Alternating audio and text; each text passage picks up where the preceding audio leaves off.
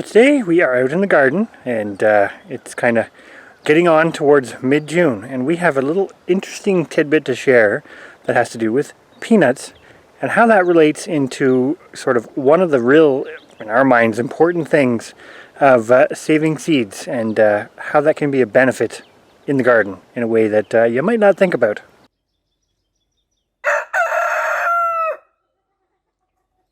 We planted peanuts several years ago, and they actually did really well for us. So we've made the decision, we're growing them again. Now we're growing Valencia peanuts, which that's what we grew in the past. They did really well in our climate, and were quite productive. Now, we were lucky enough to get some seeds from a fellow follower, Dave Knight, who happened to give us quite a number actually, which was awesome. But we also had some packs of seeds that we had purchased because we knew we wanted to try growing them again. So we want to show you the difference here, and another reason why at least we think seed saving is definitely worth considering. And this is just another reason to add to the list of never-ending reasons of why it's a good idea. So here is our little patch of peanuts.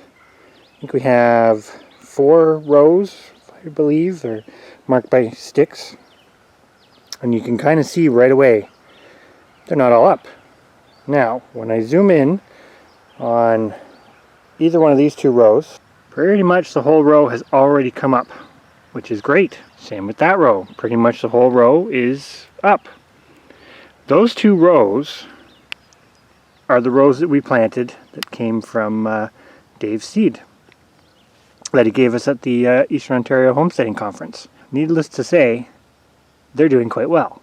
This row here, which I will go along, there is a couple plants in here, was purchase seeds, as was a row over there. And although there are a few peanuts that have come up, for the most part, they're behind the seeds that we got from Dave. This is not to say that purchasing seeds is a bad idea, because if you're trying to get something new to grow, you're likely going to have to purchase it, trade it, etc. But this illustrates really well the seeds we got from Dave, very fresh, very well stored, etc. The other seeds may not be as fresh or well handled. That doesn't mean we're not going to get peanuts, and it'll be interesting to come back on this afterwards and see if they're just a little slower, which is very, very likely. Now, peanut seeds are a bit fragile, so keep that in mind when you're thinking about this video. But we did find some of the purchase seed packages had a lot of broken peanuts in them, which, I mean, it is what it is. Like I say, they're delicate, versus the ones from Dave that were left in the complete shell, and so all we had to do was shell them out at the time of planting, and well, there's the difference. So saving your seeds, or saving seeds in general, can really help with, and it's not plant hardiness, it's vigor.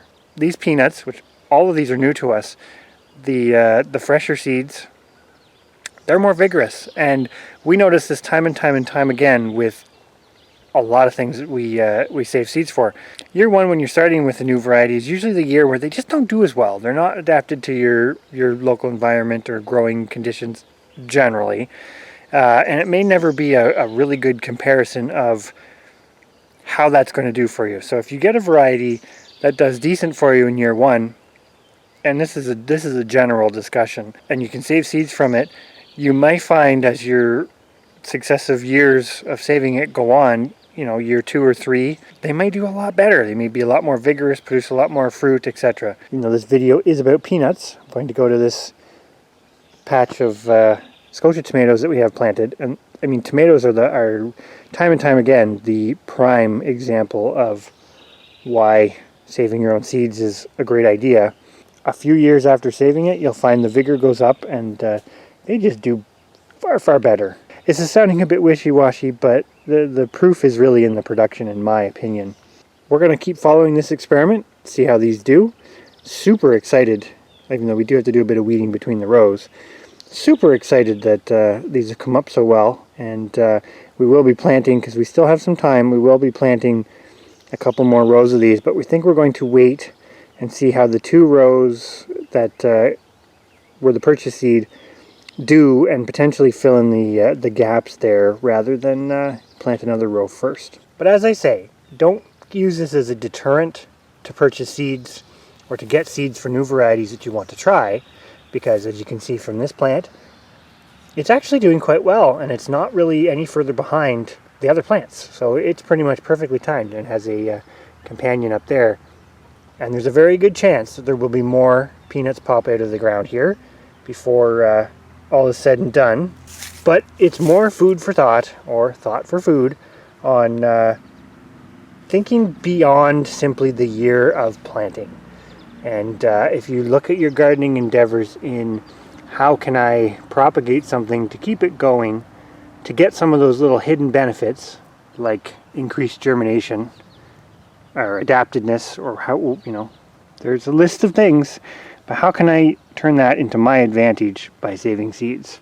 And that's not even getting into the notion of sort of food security. That's just looking at the benefits of more vigorous, hardy plants. So stay tuned for more as we continue our little 2022 peanut experiment. I am very much looking forward to it because, as I say, in the past they did pretty good here, and we know we have a climate that's long enough to set a decent amount of peanuts.